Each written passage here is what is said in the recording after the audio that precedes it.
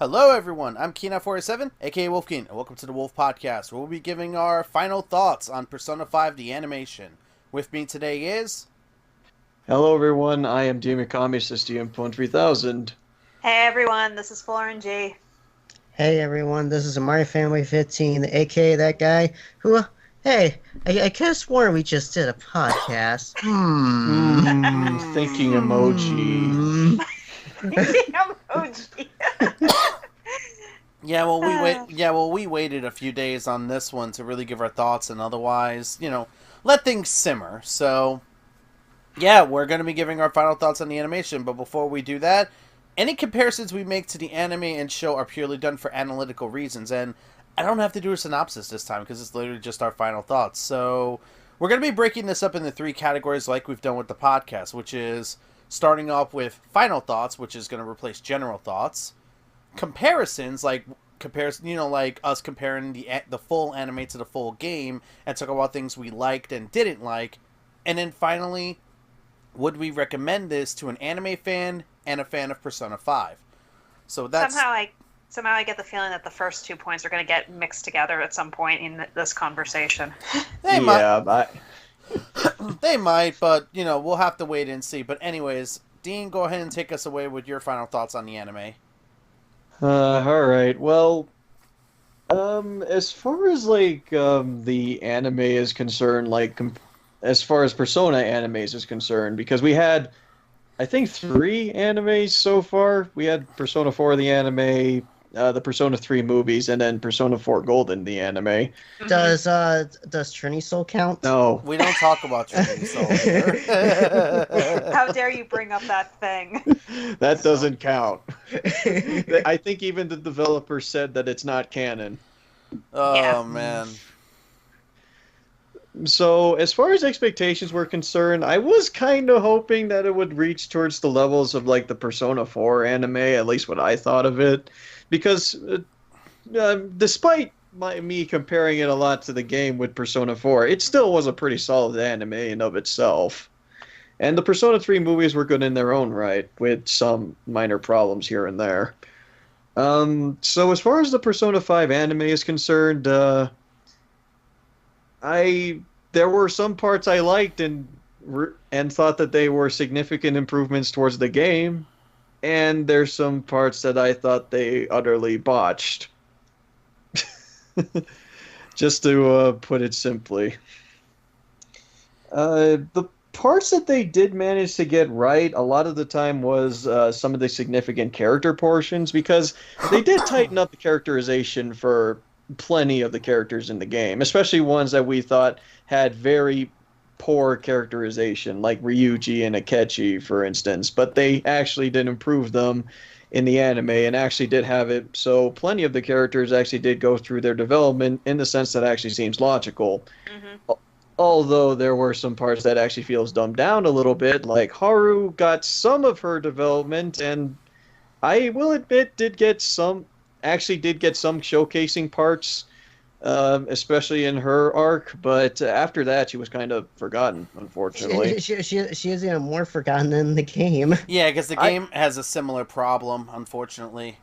Yeah, I'm at least happy that they did at least give her the spotlight more than the friggin' game did, because you have to actively go and try and get her spotlight. But yeah, it wasn't enough. I was kind of hoping they would have done more with her. Yeah,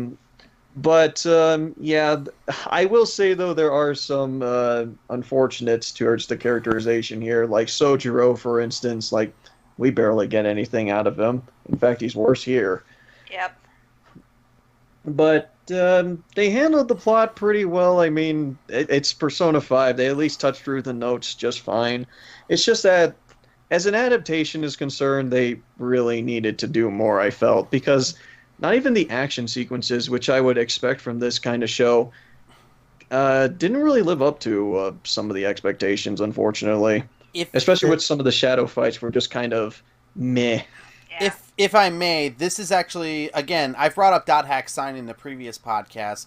Here's the thing. Dot Hack Sign was an anime from the late 1990s to the early 2000s. So it not having that much action is passable during that time frame because it was more of a character slash a character study, like more of a character study and story driven kind of thing. But this is not the same case with Persona 5. Persona 5 like even in its trailers is stylized. Even its intro is stylized. Mm-hmm. Mm-hmm. And get So go ahead. wait, go. Wait, who goes? No, There were you three go ahead, people. Dean. You go ahead, Dean. And about that whole style thing, like it had some moments where it was like trying to showcase its style, but honestly, probably the most parts and where we actually do see the style is the opening and the end credits. Mostly Yeah. the end credits for some reason. I mean, need we mention the friggin' truck that just bounces to the beat of the song? It's so cute. Yeah, I really Uh, like that part. And that final opening. Oh, and the final Oh. opening, yeah. Yeah. That's That still took 13 episodes to get to. Yeah. Yeah, because before that, it's like, oh, just a clip show opening. Adding Yeah. new clips as more characters gets added, which which Oh, okay, wow. fine, I guess. Which as Cole said in the past, wow, it's like an AMV. Oh, God. Pretty much. Yep. So I mostly stand right by the middle with this one, just because like how I can say that it does have its moments and plenty of it. Well, we're likely going to be talking about this during comparisons, but the anime definitely does have its moments. It's just that for me personally, when I was actually asking and depending on it to try and make something cool, or at least turn a scene that I loved from the game and make it cool, it doesn't do that. In fact, in some regards, it actually kind of makes the scenes worse. Mhm. This really should have been more than 26 episodes. And 2 Who are you OVAs. telling? It should have been a 2-season anime. Uh-huh. Yeah, that's the Yeah. kind. It was about the length of a 2-season anime, because remember, an anime season is typically 12 or 13 episodes, at least nowadays. Oh, Mhm. okay. But they just need an extra 13 episodes, I feel. Yeah, especially once we got to the Shido arc. Oh, yeah. Because Yeah. apparently someone had the boneheaded idea to say, hey, you know what? Let's compress everything into this entire boat sequence. I still don't understand why they went this direction with 2 OVAs to wrap everything up after rushing through 26 episodes. Yeah, And- exactly. And let's Uh, not forget, that's like 20 hours of content. At least go ahead, Zach. And you brought this up earlier, T, when we came to, like, you know, Persona 4 the animation. It's just like, well, the difference is Persona 4 the game is, you know, as you guys point out, is shorter than Persona 5. Yeah, It's but shorter, but it's still pretty hefty. 80 to Mhm. 70 hours. Like, think about that. Whereas Yeah. whereas 3 is closer to 50 without the answer. Hmm. Wait, 50 for 3? Yeah, without the answer. With the answer, it goes up to 70. Oh, what? I spent 80 hours on that game, but yeah, whatever. Yeah, Um, Persona 3 tends to be somewhere around 70 to 80 hours, and Persona 4 depends on how... It really depends on... It depends closer to 70 to 90. My first run was 90 hours long. My second in Golden was about 120. Oh, Golden was much longer for my case, yeah. Yeah, Mhm. exactly. But, yeah, is there anything else you want to add, Dean? No, I think more of my opinion will actually, like, well, we're going to divulge into that when we go into the comparisons, but yeah, overall, I was expecting more, but from what I could have gotten, I wasn't exactly dreading it throughout. I just really wish they stuck the landing. So, Alright then, Cole. So, when I first heard that this was going to be a 26 episode long anime, I tried to keep my expectations even, because on one hand, the Persona 4 anime did very well, but on the other hand, the Persona 5, the game, is arguably more plot heavy than Persona 4, the game. Persona 4 is more slice of life than P5 is, even though it still keeps all the consistent elements. So I kind of went into this with cautious optimism, and I kind of left it feeling very confused about my final opinions on the anime itself. I will say right here and now that the stuff that they changed with things like reintroducing Akechi properly, giving him some much needed characterization that the game did not, as well as its handling of Ryuji, Morgana, that entire sequence for that matter. Those are things that I definitely say make me feel like the anime does a lot of it does better than the game. But then you have like the rushed palaces, a lot of the symbolism being left behind, and having a lot of scenarios where it seems like these things are there simply because they expect the fans to have them there, but they're not integrating them very well. Like even the persona switching in general, and of course the ending that we had with the final OVA Stars and Ours. I kept saying this on and off whenever we were doing our podcast, but this is probably the anime that this is probably the most inconsistently written anime that I have seen in a very long time. It really is. Oh, yeah. It really is, because like some episodes they knock out the park, other episodes they play it very safe, whether that's good or not depends. And in other episodes they just, it's like, it's one of those like, how do you fuck this up when you already had a good baseline for it? Yeah, it's kind of disappointing, really, because it seems like the anime greatly improved on the game's low points. Like, pretty much, like I said, Akechi Ryuji, Kanashiro's palace in general was handled perfectly fine. But then you got, like, its high points, like most of its palace bosses, and I still have issues with the way that they handled Futaba's revelation. The Akuma Rock was more tolerable. But then I still don't understand, like I said before, why they ended up going in the direction that they did. Why they felt the need to rush everything to the end with 2 OVAs, especially now because they kept having these big announcements when these OVAs released. It definitely seemed more like they were deliberately baiting viewers just to keep them held on, but they didn't have any bait to catch the fish, for a lack of a better way to put it. Everything just felt mediocre in the end. Exactly. It's like, and think about it. Imagine if you were a fan of this, waiting for these announcements and thinking like, okay, I'm gonna watch this and watch it to the end. Like, it really does feel like you're kind of just leading people on for very little to nothing. You know what it feels like? It really does feel like they're, at least those 2 OVAs, they're thinking about more about the marketing than the actual quality. Yeah. Yeah. This does sound familiar, and I'm hoping that it won't be the case. Persona 5 Royal. Yeah, I'm hoping that you're right and that that's not the case. Because it's like, I feel like Persona 5, the game, deserved better than we got. And I can only compare it to the Persona 4 anime, with how the Persona 4 anime, for its flaws, just did everything so right. That was a show that my fiance could watch without having to actually play the games. And I know that there's some people out there who've never seen who've only watched the Persona 5 anime and have enjoyed it. And for those people, I am honestly, genuinely very happy that you liked what was here. But for me, as a fan of the game, who has this game very close to my heart because of the issues that it talks about, I personally can honestly say I don't like this anime that much. What it did right is absolutely beautiful, but what it did wrong, I feel, just squanders that in the end. All right, so Zach.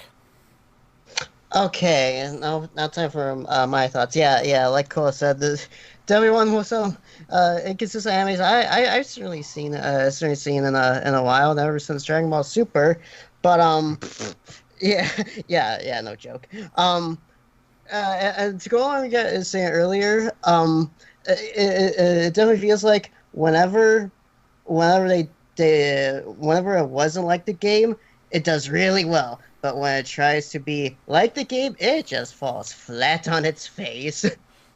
I'm sure you notice. Yeah, exactly. Yep. It's like many of our favorite episodes, like the Yusuke episode. It adds something new to the story, so it's not just Yusuke's confidant. Yeah. Sorry, go ahead. No, you had. But that's what you're saying. It's like whenever they try something new, or hell, even add something new to something that's very standard, it makes it stand out a lot more. Yeah, exactly. But on the other hand, when it tries to does it completely straight, like Madarame, it just kind of falls flat. Yeah. In fact, I think one of my favorite moments in the anime was how they almost sort of faked you out with Akechi, where everybody was like relying on Akechi to save Ren, and he actually looked like he was ready to save him, saying like, I'm here to rescue you, and then the very next moment is, that's what you were expecting me to say, weren't you? Yeah, because you were. The thing is that for the audience, it's like we actually did develop sort of a bond to Akechi, like a genuine one, rather than just the game telling you, "Oh yeah, you're friends with this guy." No, we actually did hang out with him, and we actually helped him out and such. So we actually did develop a good bond with him. So his twist actually does actually have some more impact to it. Mm-hmm. Attic trash. Yeah, Trash. Seriously, that's how you like just drop a fucking pencil in a quiet theater. But yeah, for me, it's kind of interesting here because unlike the rest of you guys, this is the first Persona anime I've seen. I have not seen the 3 movies or the 2 Persona 4 animations, so it's kind of new for me. Well, except for the first Persona 3 movie, but that was kind of bleh. Actually, now that I think about it, when we started this podcast, Persona 5 was the only Persona game you had played. Yeah, Yes. now at this point, Yep. you've already played through 3 at least twice, and 4 you're going through right now. I'm currently, where am I? Currently in September. Yep, so close. Oh shoot! Oh yeah! I remember what I was just gonna say. You guys talked earlier. Oh yeah.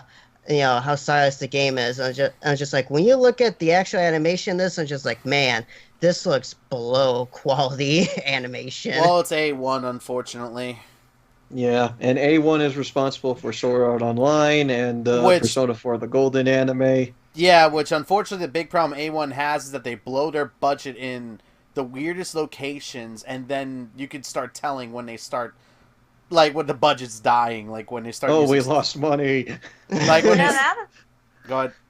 now that I think about it, the more and more I think about how long it took us to get the second intro, and even back when the series first started, as well as all the very obvious animation errors like floating Ren, this anime feels very unfinished.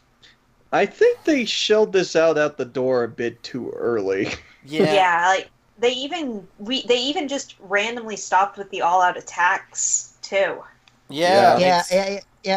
It's like Alice gave him the A-OK. It's like, all right, guys, you can make Persona 5 animation, and instead of just trying to wait on it and get like better budget or what have you, they're just like, all right, let's do this really quickly. Well, all anime series, from what I understand, with some exceptions, have roughly the same budget. It's how you use the money. Yeah. Yeah, exactly. And if you note from A1's projects, so like Sword Art Online, Persona 4 Golden, Phoenix Wright as a recent example, you can tell where they really want to put the budget in, and then you can tell where they don't want to put the budget in. For some reason, from what I can tell, when it comes to A1, their animation, their animations typically aren't that good when it comes to the video game adaptations. No, it really. Yeah. Yeah, not really. It just depends, because sometimes it's like going to the Phoenix Wright anime. Actually, it has its moments, but it's mostly due to the writing of the anime, which I don't think is inherent for the animation itself. The animation can be bad at times. And if I could bring up Sword Art for a second, as much as it is a dumpster fire in a lot of different ways, I will say this, that when the animation looks good, it looks good. There's a few areas where it does look good. Yeah, like my fiance likes Sword Art Online, and I watch it with him mostly just because, for all the problems I have with it, I genuinely find it to be an entertaining show. It's not a bad-looking show. No, it's not. They definitely have things work where it needs to. It's like there are some areas where you could tell they just cheaped it out, and unfortunately that's where it feels like A1 unfortunately messed up. It feels like they cheaped out in the areas that Persona 5's animation needed the most. Yeah, Yep. like size boss fight. But yeah, I will say this. I guess the difference between like Phoenix Wright and like the Persona 5 animes, because With Phoenix Wright, you don't really need to have the greatest quality animation since it's really a simple visual novel games. Well, yeah, the you thing- don't. Well, we're kind of going off topic. It's Yeah. still like relating with the topic of Persona 5 because I was going to relate it back to it. Oh yeah, fair Um, enough. All right, go ahead. Persona 5 is more about like when you look at Persona 5, like what is the first thing that really pops out to you? The visuals. The style. visuals, The aesthetic. style, everything about that because this anime breeds cool in so many ways. It's recognized for the frickin' menus, for God's sakes. You know you've done well when you're recognized for your UI. And Yeah, and have memes made about it. And memes, yes. And have You'll people never see cosplaying it. it. I saw that too at YomoCon. That is amazing. But yeah, that's the first thing that you see out of it. So that was the one thing I was expecting to see from this anime. And yet you picked A1.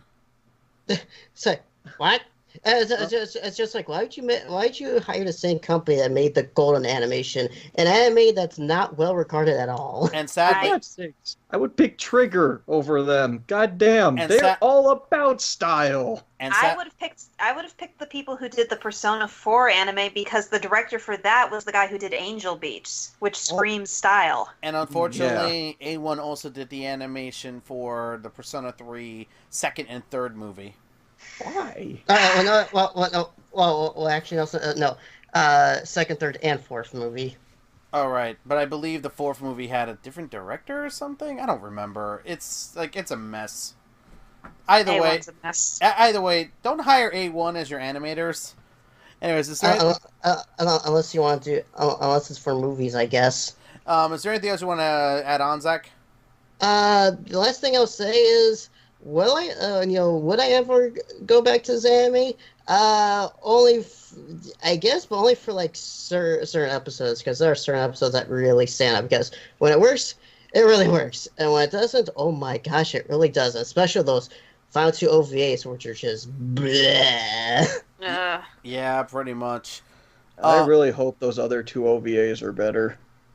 But anyways, to give my thoughts on Persona 5, the animation, here's the thing. I already had the context of 3, the movie, 4, the anime. I did watch 4 the golden animation, which was terrible. Well, a few episodes of it, but yeah. Well, yeah, I dropped it after episode 6. I was done with Ooh. it. Like, I didn't finish it, but yeah. I'm going to say this right now. I came into Persona 5, the animation, at least with a certain expectation about it. It's like, I wasn't expecting it to be, like, amazing because, let's face it, the Persona series has never really had great animes, per se. 4's is good, but it has problems. 3's I like, but I agree that it's also a mess. And we don't talk about Trinity Soul, so... And fuck Trinity Soul. So when I came into Persona 5 the animation, I'll say this right now, I'm very below average with this anime, honestly. Because at the same time I was watching Persona 5 the animation, doing the podcast with Ya, I was watching Dot Hack Sign. And Dot Hack Sign's animation isn't all that great either, but it was in 1990, in the late 1990s to early 2000s. So it's like, a lot of the time, the animation reminded me of Persona 5, the animation. I'm like, why does this look so bad? Like, why does it look so stilted, the animation in Persona 5, the animation? Like, that was the one thing we were all complaining about almost every episode of Persona 5, the animation. How the animation looked stiff, how there were errors, and how some things just looked wrong. Yeah, and it's just like, so when the actual animation looks good, we were just like, oh my god, that's a surprise. Yeah, but if you... Go ahead. If I recall correctly, at least animation-wise, when I was starting the podcast with y'all, I was also watching the clear card arc for Cardcaptor Sakura, and it's like, looking at them back and forth, the difference in quality, even if there's very little action going on in either of them, is so different. I mean, I'm just gonna say this. I'm just gonna say this right now. It's just like right before I watched Dark Sun. I I watched French Marathon's My Hero Academia, and I was just like, oh my gosh, to go from that to this is like really staggering. And another, Hell, me and Zach finished watching One Punch Man. that's oh, what Lord. that's what I was about to Yeah. say as well. Like, I actually watched One Punch Man at some point while Persona 5's anime was still going. And that's just the thing. It's like, yes, these are more current animes, but that's the argument. They're current animes. Persona 5 the animation is a current day 2018 to 2019 anime. Mm-hmm. And the fact that oh wow, I just realized we're ending the podcast on the same month we started last year. Oh. Oh, wow. Oh, it all comes full circle. It all comes full circle. It's been a full year for us. Congratulations, everyone. We've been in hell for too long. Yay. Oh my god, but okay, that aside, that's the problem. It's like, because it is an anime released in 2018, 2019 looking like this, it has to fall back on its story, its characters, and especially its style. And to me, it hit and misses on those. Like, the story is very much like a checklist of Persona 5 with a few new details added in, which we'll talk about in comparison to differences in a minute or so. And it's like it tries to replicate the style of the game. Like, you could tell they're at least trying, but they're not doing a very good job. Mm-hmm. Yeah. It's passable at best, very mediocre at worst. Or of course, you can have those moments where they literally... Am I wrong to say that they kind of went a little overboard with the fan service in this anime? Well, this was the podcast where we talked about butts and chest sizes, so yeah, I think so. Yeah, anyone remember when Dean was that podcast episode where Dean was opening his thoughts with Makoto's ass? Oh, god damn it. And literally how I've literally turned this podcast into us talking about butts and Majima. I mean, I don't think I need to bring up Stars and Arts with the amount of fan service that was in that one. Uh-huh. Exactly. Episode 4, Anne's random butt shot that made no sense and had no context. So, Persona 5 the animation isn't that great. It's lacking in a few areas in the story department, so that leaves us with the characters and otherwise. And honestly, here's the thing. I don't think they do a bad job with its characters. Like, they do a good job in establishing Ren's character for the most part as a very soft-spoken person who has a high sense of morality. I did like that. Like, because let's face it, in every Persona game, the character is always a blank slate. So, with these animes, they have to come up with a personality that sticks with the character to some degree. With 3, they went with a very, to himself, darker sort of character. With you, it's a very, what's the best word? Very dependable and loving kind of, like, friend. He's like an everyman, basically. Exactly. And then you have Ren, who is basically just someone with a high sense of justice, feeling as though he needs to do the right thing, no matter what it takes. Yeah. I can safely say the characters are pretty much on point with a few exceptions.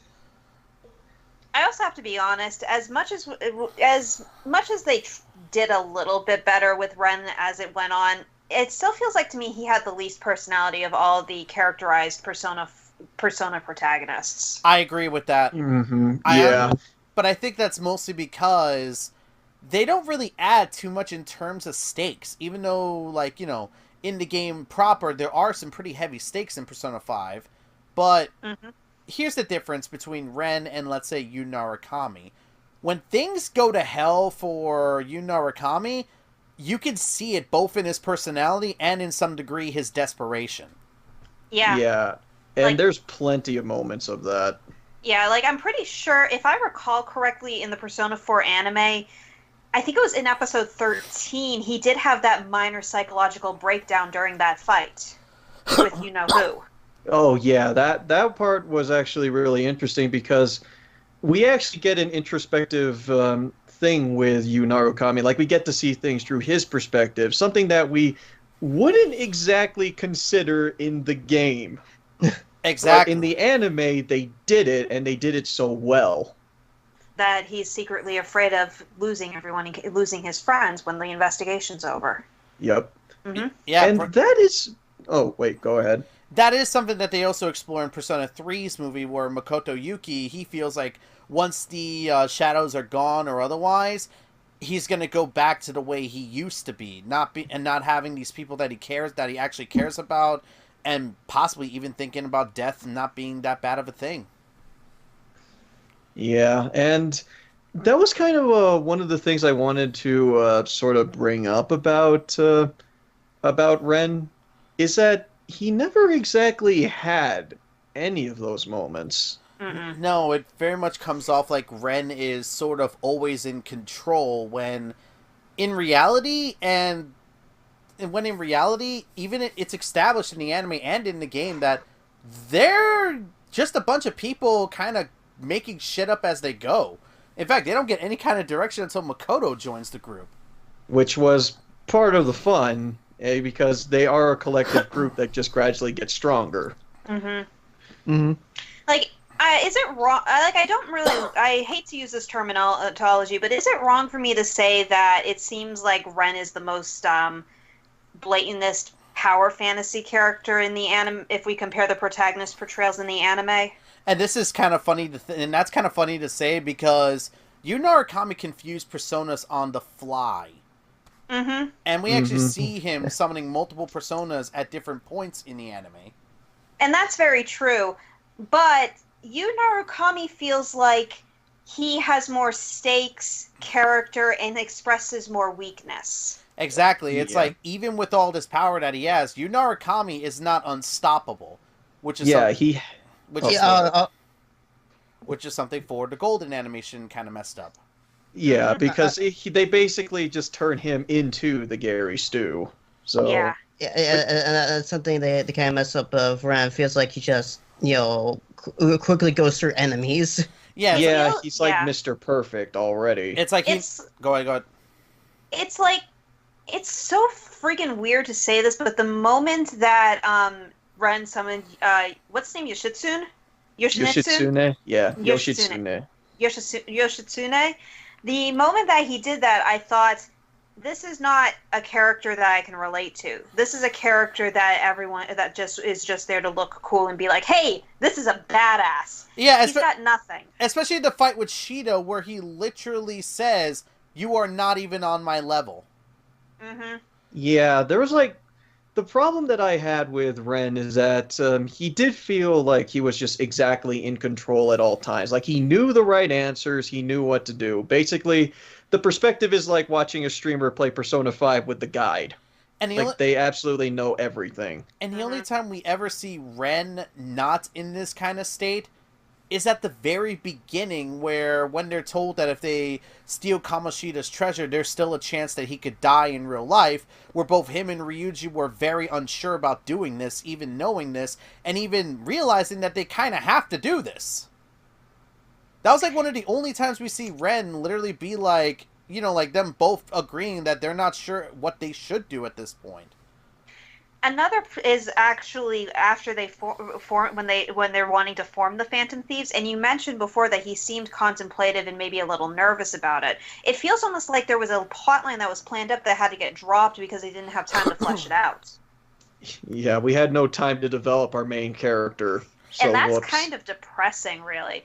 Like, the funny thing is that out of a Makoto Yuki, Yu Narukami, and Ren, in the game, Ren arguably is the character with the most personality of the protagonists. He actually has some goddamn voiced lines. He has some voiced lines. He actually shows some expression in some cutscenes. And you can tell from his dialogue choices that he does have snark to him. Oh, the snark levels are off the charts. And yet, in terms of anime adaptions, the one with the most characterization is the one that's arguably the most plain Jane. Oh, isn't that irony? I think that kind of nicely transitioned us into comparisons and differences, actually, because that's actually get to it then. That's actually the biggest comparison and difference when you really think about it. Ren's character in the anime feels less developed than in the actual game, because Again, the anime doesn't develop a lot of his backstory. Like, how did he get arrested? How was he slapped with an assault charge? The game explains all this. Like, it literally explains the idea of, oh, he was sticking up for a woman because of a drunk guy forcing himself onto her. The guy fell, sued him, and leads to him going on probation for a solid year. It's like... And I know that still makes you mad. Yeah, it does. That one moment literally lets you know this is a person who has a high sense of morality and will do what he needs to. But at the same time, as you also see within the game, he tries to stick to himself and not look for trouble. Yeah, and which I was kind of hoping that the anime would actually, like, explore upon. Like, they had something in the beginning. But after, like, they established the fandom thieves and all that, he just kind of... He's already settled. Yeah, that's it. Yeah, exactly. It's like one of the extra scenes that they added in the anime was the court scene where he gets that 1-year probation verdict. We never get to learn anything more about that situation. We never learn about the woman themselves, about Shido in that situation, the court scene, none of that. And they had how many opportunities? They had Ryuji at the beef bowl shop. They had the potluck. They had and not even then, even before these two, you had the night that Ren was at the cafe. Yep. Yeah. That was when they first explored it in the game, where he was literally thinking back to that night, kind of like, realizing, like, kind of remembering the event that caused him to get probation in the first place. You know what I just realized also could have been a good opportunity to reveal his backstory that the anime actually exclusively gave us? What? When Akechi was talking about his backstory. Oh, yeah. Because they just integrated that so seamlessly, and they could have easily just had Akechi say, so why did you do this? And you could have him explain it there. Exactly. Exactly. Like, you could literally bring up that whole, like, of his, high sense of justice. Mm-hmm. And speaking of Akechi, we've pretty much made it clear on the podcast, the way they handle his character in the anime is far better than they handled it in the game. Yeah. It's a total 180 from the game. Yeah, like, if you've been sticking with us for pretty much the entire podcast, you'll know that we made at the beginning a lot of Akechi quota jokes and stuff like that, but you'll also see that when episode 13 came around, and that was actually one of the first where Akechi was majorly involved, we were all like, yeah, this is good. We like this. And now look where we are at. Yeah, we continually said that we liked Akechi throughout this anime. Yeah. I even said Sarzars, even with Akechi dead, they find some way to integrate him. And make him work. And in a proper fashion. Like, see, that's what I mean. It's like, my problem with Akechi in the game, as I've said many times over, is that you don't really interact with him too much. And as Cole said, many lines feel unnatural. You want some coffee? My mother was a whore. Exactly. Do you want some coffee? Shido took advantage of my mother. Yeah, pretty much. Whereas rank up. Whereas in the anime, it's like, are you sure you'd mind helping Futaba in this kind of fashion? And then he, later says, I don't mind because I've been through something similar. Mm-hmm. There you go. And then he shares it. Hey guys, you beat the crap out of Akechi. Rank up.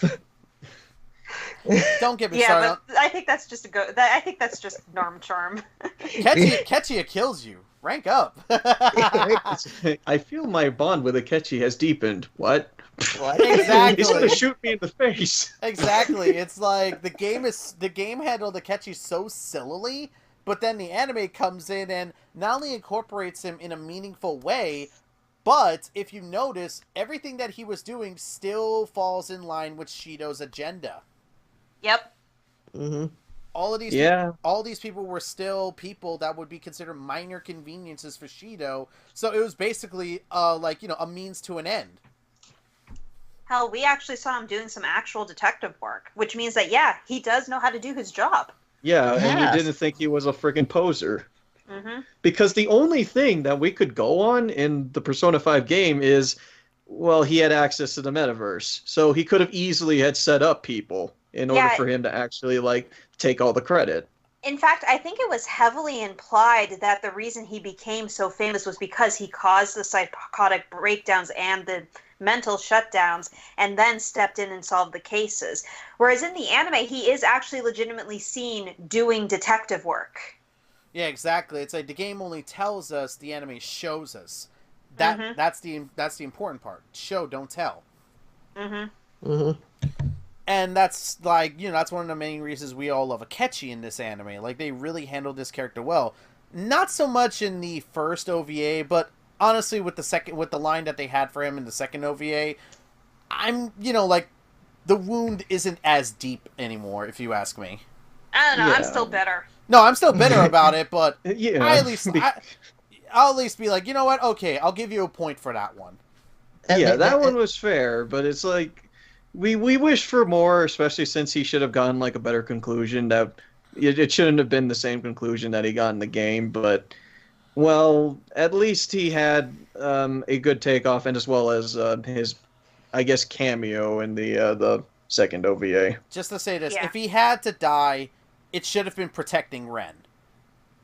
Oh yeah, that would have been actually dramatic. Like, And if he had his ass kicked, it should have been more. It should have actually looked like it took more effort. exactly, like, it should have at least shown him putting up a fight, even if he's exhausted. Akechi, Yeah. like Ren, is not someone to give up easily. Yeah, But that's just that. But another character... that fight makes it even more obvious that Ren is just like overpowered, OP, Yeah. and needs nerf now. Yeah, because... OP, please nerf. Yeah, because in the game, you have to fight it with your friends, and that's actually a point that they make about Akechi being special, that they had to tag team him. But in the anime, Ren fights him by himself. Yeah, and even the same applied to Shido. So, I think I made like this like sort of like silent theory that, oh, maybe this is like ironically New Game Plus, and this is like maybe the Ren in the previous game actually screwed up somehow or something like that. So he decided to do this again. I thought they were going to do that, but no, I guess Ren was always this overpowered. Then again, this is an easy Persona game. With how OP he was in Persona 5, I was almost expecting him to take Yaldabaoth's deal because if his power is supposed to come from his friends. Yeah, that was one of the things that I was honestly genuinely disappointed that they didn't try.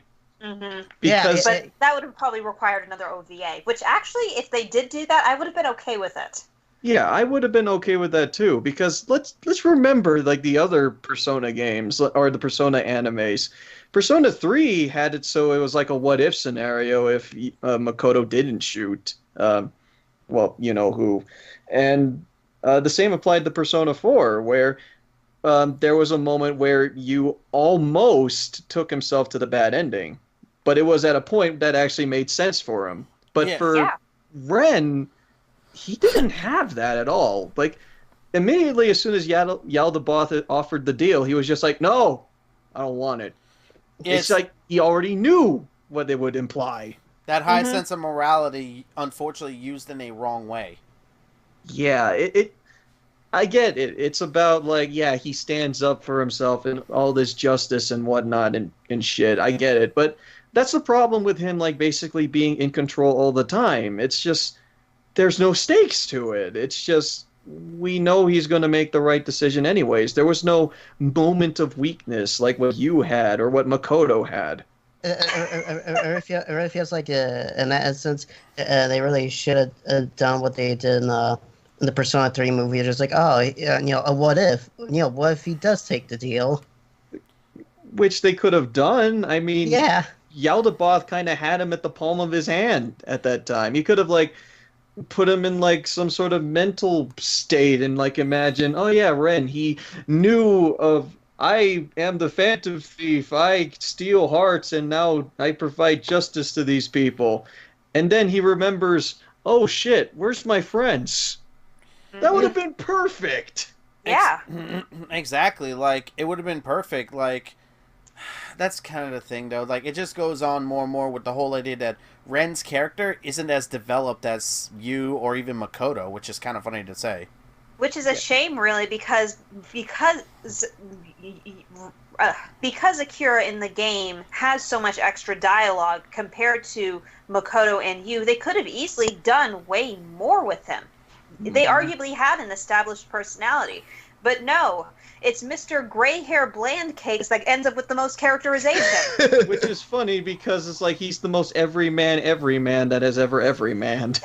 The sad. It's actually arguably because of that they were able to do with him with what they could do. Yeah. But you feels more like a person. Ren feels like an archetype. Yeah. I am the Phantom Thief Black Hero. Cool. Do you want to do anything else with me? Yeah, pretty much. Though I will say this. Sorry, go Oh ahead. no. I now have this image of like you guys know about the tuxedo mask meme? Yeah. Yes! How it's just like my work here is done, and you just see like Ren in there, but then you just go to the next panel. It's like you see like you and Makoto just be like, but you didn't do anything. Yup. I will say this though, I will say this though, and not like, you know, they messed up Ren's character. Akechi's character they did a really good job with, and again, That brings us to the second major character they chose. yeah, Ryuji. Uh-huh. Mm-hmm.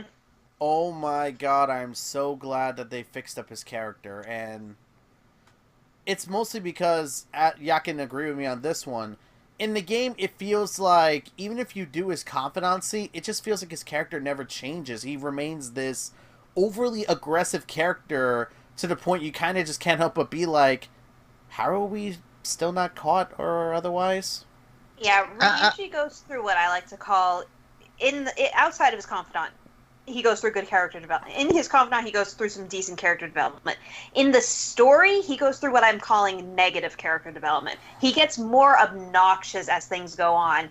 But in the game, he doesn't really get better. I'm just gonna say this right now. When it comes to like, the best friend, the bro, basically between like, Junpei and Yosuke and Ryuji. Ryuji's like my least favorite out of that bunch. Honestly, yeah, it's like I Yeah. like Ryuji even with his aggressive nature purely because I've been that person at least at one point in my life. So it's like I kind of understood the way he is, but the one thing I didn't agree with him was how like he never seems to change away from that. That was the one thing I liked about Junpei. Junpei's character, he starts off as envious and very cocky of himself, but as the game progresses, he actually tempers. He actually That's what I give credit to Junpei about, because Junpei has a really annoying personality in my opinion, but he actually does become like one of your better allies later on. Granted, Also, I'm going to say this. If you play the game as the female protagonist in 3, his friendship with Hamako is extremely adorable. Oh yeah, it's really good. Mm-hmm. and granted, Junpei still remains cocky in a lot of ways and otherwise, but that's just who he is. Like, that's just a part of who he is.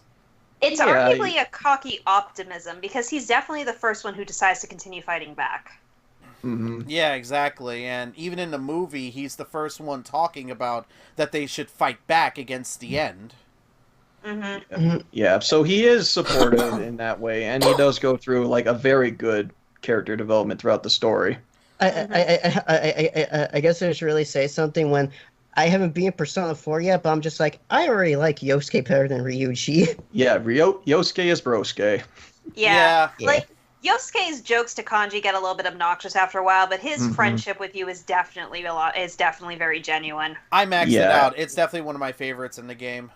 Oh yeah, especially that Max, very good. Mm-hmm. I want you to beat the shit out of me. Huh? I want you to punch me.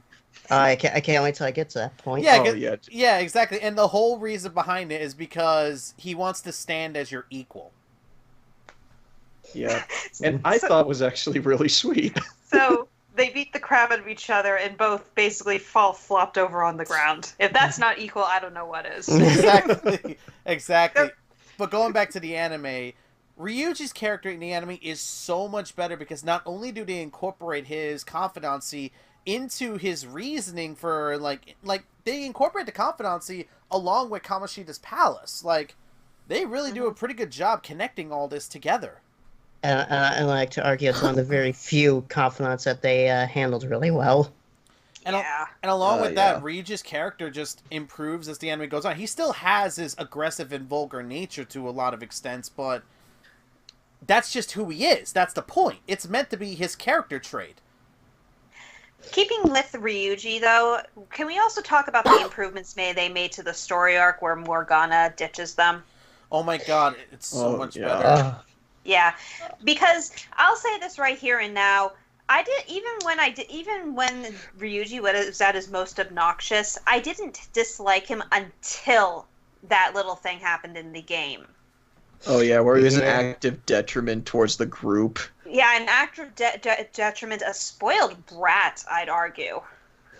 Yeah. Yeah, because as we have pointed out before, he never apologizes. No, he doesn't, Nope. and it's like, like he literally says at one point, "I don't care if you're useless," and literally, I love how Futaba afterwards just says, "Man, what a douche." What a douche. Man, what a douche. The first time I ever heard that in a friggin' Persona game, and it fits. Yeah, but because it's like instead of apologizing, you do an offhanded insult. Yeah. Yeah. And Whereas go ahead. And he just gets worse. Like, he just decides to play along with Morgana running away in an aggressive fashion. Like, good lord. And yeah, he never apologizes at all. Yeah, he never apologizes. Nope. Nope. Whereas in the anime, it was Morgana who instigated the fight. Mm-hmm.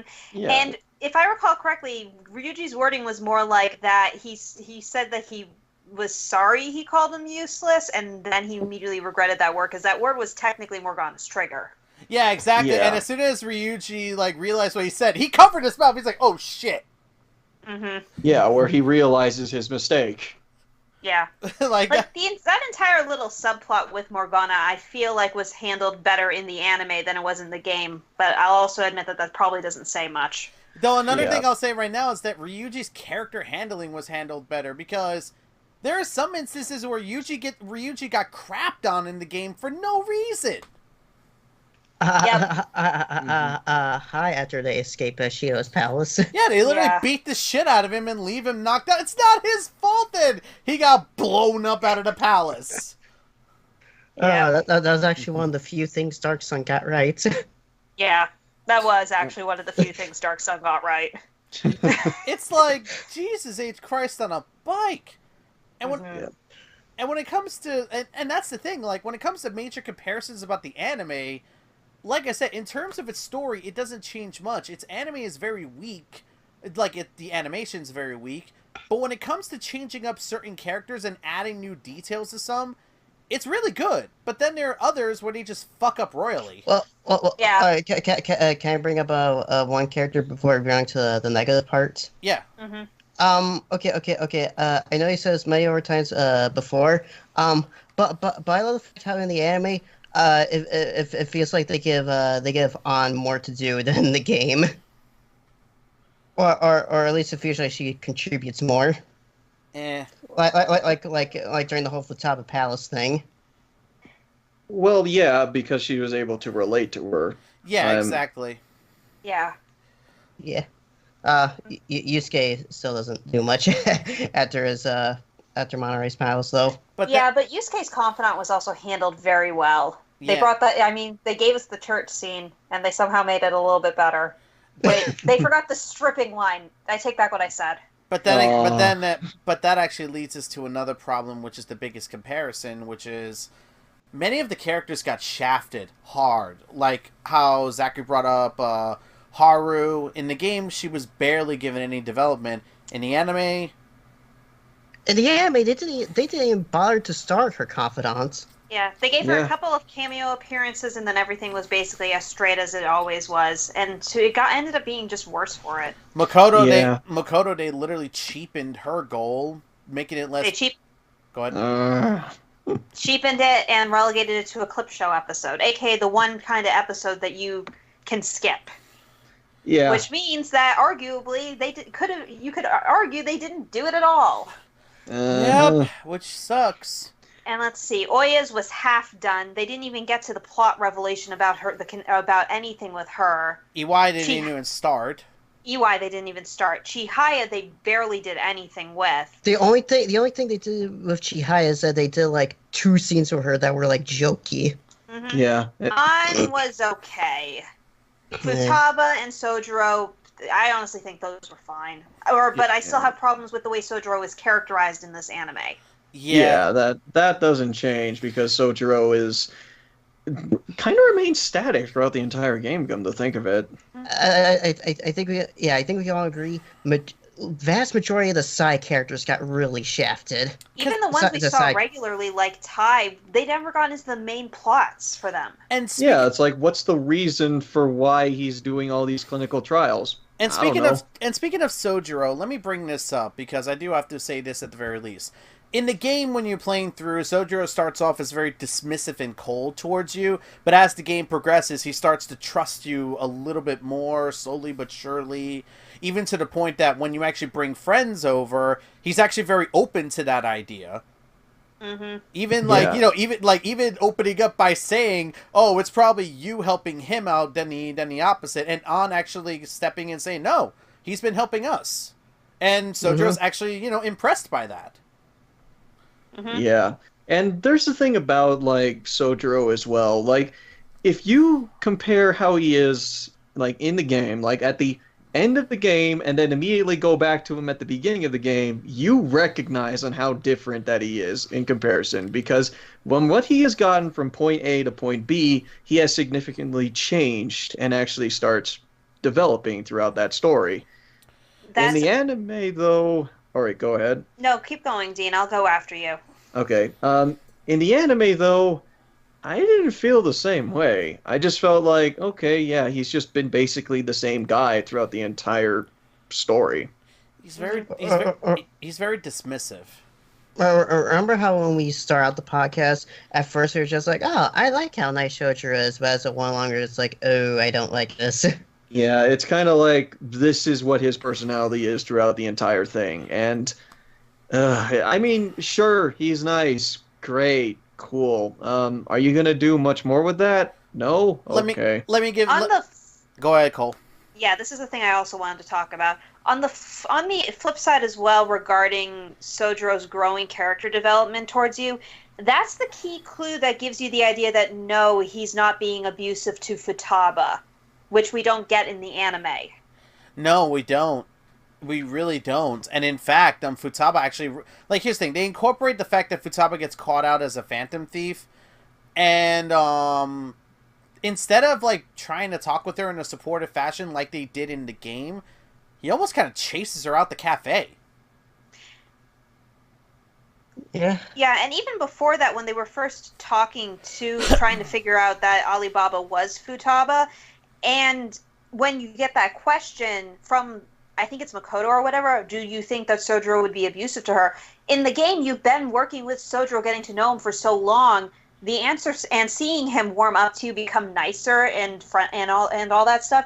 The answer's a no-brainer. But since we don't really have that in the anime, it just sort of feels like it comes out of nowhere, and there's really no evidence to me to back that up. Let me preference this with one easy comparison. Sojiro at the beginning of the game, like cause any kind of ruckus and I will throw you out. Sojiro, when he finds out you're a phantom thief, I'm not going to kick you out no matter what. Exactly. It's like, at that point, Sojiro has not only grown to like you as both a person, but even seeing you as a part of his family in a way. But at that point, yeah, it's like he's not going to sell you out, even though they have like a freaking $5 million, whatever it was, bounty out for the leader of the Phantom Thieves. And even then, he even says, if I turn you in, I get about $5 million. But he says that in a joking manner, mostly to make it clear to Ren, the stakes are high, and he needs to understand that. Yeah. Sojiro is best coffee dad. Exactly, but not in the anime. Ugh. Nope. That's the problem this anime had. It's like some characters they did right by, others they fucked up. Yeah, and it's mostly the side characters, as we've pointed out. And Ren. I mean, for Pete's sake, if I remember right, Ren only has like one interaction with Shinya, and that's it. That's like the full extent of Shinya. Yeah. Yeah, where he learned gunplay, and that's it. Hey, can we remember the fact that politics plays a heavy role in the late game of this, and we barely talked to Yoshida in the anime? Yeah. And pretty much like the one thing that he said was just like, I agree with what they are doing, and that's it. Yeah, that's... It's like, bro, you didn't show us this. But anyways, we're an hour in, so Wait, yeah, seriously? yeah, Already? Wow. Oh, goddamn. yeah. So I'm just gonna say this right now, so we can wrap this up. The comparisons that we have towards the anime and the game, the biggest thing that we have is like, while there are some good changes the anime does, unfortunately, it just pales in comparison to the whole package that we get in the game. And yes, you can make the argument this is an adaptation, and we understand this.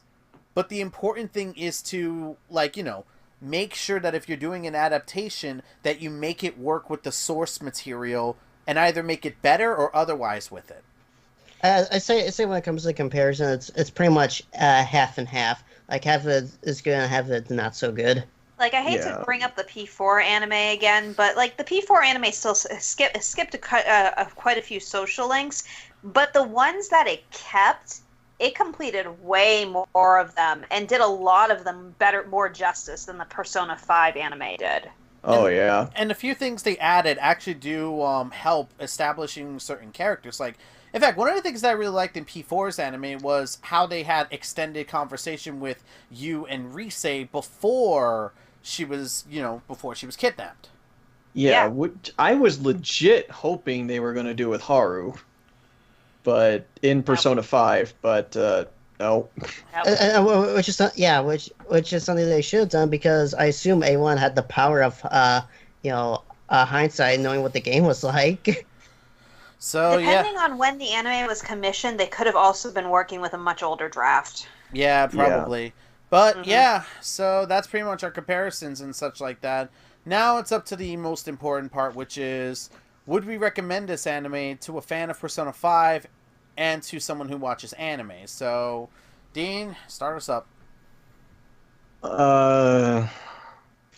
So for folks who do watch anime, like without any context of the game itself, I can see them like get into the whole premise and like probably find the characters like interesting enough that they could actually, get with it and actually think, oh wow, this is an interesting concept, and oh yeah, I like these characters, and oh, this actually looks kind of cool.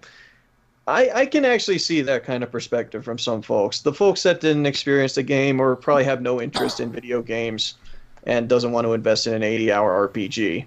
So from them, I could probably see them enjoy it because they do capture some of the elements that the relevant elements of Persona 5 and executes them in a way that I think that they could actually get with it.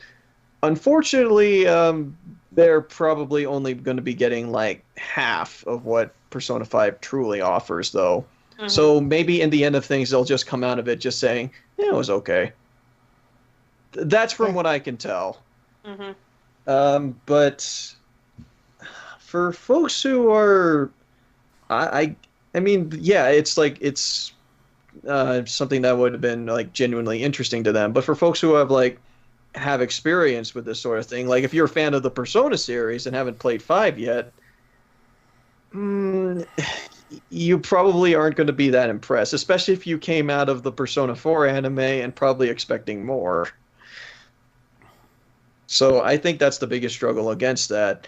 As for folks who have played the game, though, probably not bother, except for maybe check out some choice scenes or something, unless you're a hardcore Akechi fanboy or fangirl. I guess you can find something out of this that you might like, but I know the shippers well. Good lord. God damn it. But let's not forget this. Akechi is for some reason a really popular character, even before this anime came out. I don't get why. I don't get why either. I watch videos. I get where they're coming from, but I still don't get it. But the thing is that if you are interested in the idea of watching an adaptation for it, you might get something out of it. But as we've compared and as we have discussed, it doesn't do enough things to actually deviate from the game itself and make you just think, I could be just playing the game right now. So we could just do that. Yeah. So you're also saying is, probably only check out a few choice episodes that are like considered really good. Yeah, I can recommend like several episodes. The final episode, Makoto's route, the one episode where Akechi does, or the many episodes where Akechi actually does something. So the end, the final episode that isn't the OVA. So the final episode in the main series, I mean. Yeah. That I can recommend like choice episodes because they handled certain scenes really well. But would I recommend asking for the entire thing? Probably not. All right, Not Cole. in good faith. All right, Cole. Okay, I'll start with the just casual watchers of anime first. I actually have the fortune to have a couple of people I follow on Twitter retweet some of people's opinions of the Persona 5 anime without seeing the game. And while obviously they found it flawed, many of them genuinely enjoyed it as an overview of what they might be missing out on because they don't have the time or patience to be able to sit down and play a 100-hour-long game.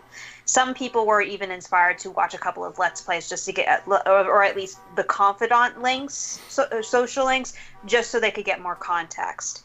So with that in mind, I can definitely say there's going to be people out there who are going to casually enjoy the Persona 5 anime. And those people, I welcome with open arms. Hands down. Hands down, without a doubt. That being said, I cannot recommend this anime at all to Persona 5 fans. Oh, good lord! The I don't think I need to bring up the amount of hates the anime constantly got by Persona 5 fans. That was kind of overblown. Oh, yeah. don't even get me started. Like, this is fucking not Mother's Basement. Jesus Christ. I watched his video. It's not as bad as some people make it out to be. But at the same time, it's not worth watching if you've played the game. With some exceptions. Episode 13, I think it's 20, episode 26. Those are all worth watching alone if you wanted more, or if you wanted a natural progression to Akechi's character. But beyond that, and there's a couple of other handful of ones that are worth taking a look at too. The beach episode. Oh yeah, the fact that they actually did handle the casual like slice of life stuff actually pretty well, better than the freaking game. Actually, yeah, the Hawaii episode would be worth taking a look at too, just because of the fact that they actually did something with it, unlike in the game. And not to mention the episode where they were trying to get Futaba's confidence back up. That was actually kind of fun to watch as well. That was sweet too. Speaking of Akechi, I would also recommend episode 24, the one that handles Shojiro's confidant. That's the one I was talking about, actually. I just couldn't remember what episode number it was. Okay. Yeah. So, overall, there's a couple of good things worth taking a look at. If you're one of those people who wanted to have more for Akechi, 13, 24, 26 are all definitely worthwhile. If you're not someone who wants more from Akechi, if you just disliked him outright, there really isn't that much outside of the extra slice of lifey stuff in here. I mean, in the end, there's still the game. Even if you don't want to replay it, you can still just watch your favorite scenarios on YouTube because there's plenty of playthroughs out there. Hey, Cole, would you also recommend a few choice episodes? When it comes to like Ryuji. I don't remember all the episode numbers, and I'll say as much as I enjoyed what they redid with Ryuji's character, I feel like his confidant was rushed a little bit. Yusuke's was perfect, though.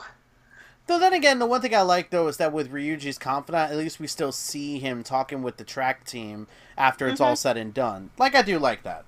That's a nice touch. So yeah, I genuinely think casual viewers of anime are going to get some kind of enjoyment out of this. If some of them end up picking up the game because of it, more power to them and all that. But people who've already played Persona 5, you have Persona 5. And we're probably going to be potentially getting an updated version that's going to be even better. Why go with a watered down? Why go with a watered down? I can't believe I'm saying this. Why go with a watered down piece of crap? Yeah, it's like, and we'll probably end up getting like something called Persona 5 The Royal Animation. Oh, God. Yeah, which means we'll be coming back for that sometime soon. But anyways, Zach, your turn. Don't ruin my incitement. Maybe piece of crap was a little bit too harsh, but you get you get my point. Yeah. Yeah. Yeah. Zach? All right. When it comes to casual anime fans, as Cole said, you might get some enjoyment out of this, and if it does inspire you to be like, oh, I should probably play maybe I should play the game, then yay, all the power to you. That's good. Good for you. And as for fans, no, you have the game. I'm just basically repeating what everyone else has said so far. Casual anime fans, yeah, you'll probably think it's all right. Fans of Persona 5, probably not, with the exception of a few choice episodes. Zach openly admitted off camera he had no idea what to talk about. Throwing him under the bus. Yeah. Good job. Well, then again, Sorry. then again, it's the revenge for that one comment towards Dean. Oh yeah. I was going to say this is the hardest part for me to talk about. Yeah, just final thoughts. As for me, I'm a casual watcher of anime myself. I don't watch too much anime. I very much pick and choose depending on how I feel, and a lot of the time, like, people recommend me a lot of animes, like, oh, watch this, watch that, and I'm always like, I'll get to it when I can, and a lot of the time I never do, but other times I do swing back around and do it. Like, never watched Attack on Titan, never watched My Hero Academia, got recommended to a bunch of other animes like One Punch and otherwise. Honestly, at this point, I only watch anime when Zach's around. So here's the thing. I'm gonna be honest, Nelson. I'm not surprised you haven't watched My Hero, considering you're not the biggest fan of superheroes. So I'm gonna say this right now. I can see both sides of the spectrum when it comes to both casual and fans of Persona 5. As for a casual fan of anime, I think this is middle of the road in terms of quality. I think it's very middle of the road. It's not bad, but it's not great either. It has moments where you could definitely enjoy yourself, and I'm sure some people will probably want to look up a source material behind this, because I've seen people do that with animes as well, where they watch an anime and then they're like, is there an external source material to this, like a manga, or, that kind of stuff, or a one-off, or a one-shot series. I see people do that a lot of the time with anime, where they'll look that kind of stuff up to see if they, to get more material, and then from there they'll decide if they want to go further with it, like watching more of the anime or buying more of the mangas. I think 5 does do this in terms of its anime stature. I think it will get people to want to check out the game proper, or even just check out certain cutscenes to get more context for the story, like Cole says. But like I said, in terms of the anime, I think it's very middle of the road, so I'd only recommend it depending on who you are. Like, if you see it in the corner of your eye, it's harmless to watch it. I don't think you would be wasting your time watching it. That's the best thing to say. As for fans of Persona 5, this is a definite hard pass. And that's mostly because, as all of us have said, you have the game. And even if you don't have the game, let's say you did play Persona 5 already, and you have no intention of ever going back. You could still look up scenes online or otherwise if you really want to, like remembering some of your favorite scenes in the game. Like, I sometimes do that. And hell, I even look up some confidants because I don't want to play through the game in New Game Plus doing another 100 hours. I got other things to do. Or looking up some confidants because you never got to finish one or whatever. Exactly. I don't have time to play the game again. So, like, me looking this stuff up works fine because I'm already a fan of Persona 5. So, if you're a casual watcher of anime, I think you're fine watching this. You should, like, depending on who you are, you might have a fun time. And I wouldn't be surprised if you do look up external material because maybe you're more interested into what else is there. And if I was to say anything in terms of casual watchers of anime, definitely check out the other Persona animes. Like, Persona 4's anime is pretty good. 3's movies, depends on who you are. Don't watch 4 Golden, though. That one is not that good. Or Trinity Soul. And we don't talk about Trinity. Yeah, we don't talk about Trinity Soul, Zach. But yeah, we keep Trinity bringing it Soul. up. Yeah, we keep bringing it up. You do, at least. But in terms of Persona 5 fans, hard pass. You can honestly pass this. Maybe watch a couple of episodes that add more flavor to certain characters. Definitely would have catchy. but no, this is not a good adaptation. I think this adaptation for fans does not work. Also, when it comes to fans, I believe he says once before, Nelson, only watch it if you're really curious. Pretty much. And yeah, that rounds us off nicely with Persona 5 the animation. 1 year later, we are finally done. Oh yeah. Almost exactly 1 year later, because I looked it up. Our first episode was on April 14th of last year. Hey, that actually. Goodness gracious. All right, Nelson, you now have a goal. You got to get this uploaded by April 14th. Well, that's this weekend, so that means I guess we'll be having 2 episodes of the Wolf Podcast. So yay, I guess. You've got a lot of work cut out for you, dude. Watch Nelson upload on the 15th. Shut up, Jack. Shut up. A year and 1 day. I just hope that in 2 weeks from now, they finally tell us what the hell this royal thing is.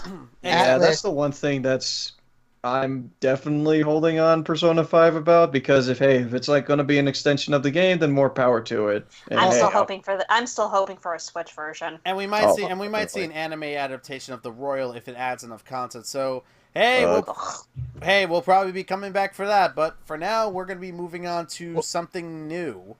We are forever cursed with this anime. Well, we're forever cursed with Persona in general.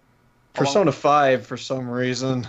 Mm-hmm. Yeah, let's be honest. But hey, and then as you point out on Twitter, Dean, oh man, Atlas likes to constantly tease us with these announcements. Yeah, that's the thing, because even in the anime, for some reason, it's just like they like to tease us with oh yeah, we're going to show you this. We're not going to explain it, but we're going to show you this. Yeah, and honestly, all these teases has made me kind of sick of Persona 5. I'm going back to Persona 4 for a little while. Yeah, me too.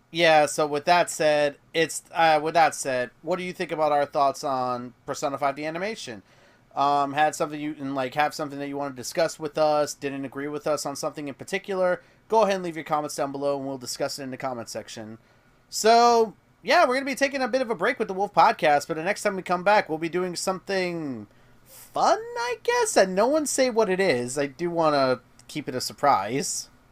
To everyone out there, we will eventually cover the D&D episodes, but not for a long while. Yeah. And the thing is, we will, we've been talking about the other Persona-related stuff. We are going to eventually do that at some point. But there's something more interesting we need to do right now, especially considering that a certain movie is on the horizon. Yay! Yes, we must. Yeah, yes. So with that said, I'm Keenan47, aka Wolfkeen, along with... I am Demikami /DM 3000. This is FlOrangey. And this has been Mario Fanboy 15. And I see that Cole didn't have a joke this time. I didn't have a joke this time. I actually do have a question, though. What? Dean? You remember my question from a few days ago? Do you? Oh yeah! Oh yeah! I thought you forgot. Oh yeah! I did until a half hour ago. Oh yeah! What would you rather do? Play DMC2 or watch Persona 5 the animation? Fuck. Let's see, which one is less painful to go through? Because I'm guessing that in Persona 5 I can't skip a single episode, right? Nope. Can't. I'll say this, at least you get some enjoyment out of Persona 5 the animation, unlike DMC2. Yeah, but DMC2 is at least fun to make fun of. And much shorter. Yeah. Good job, Nelson.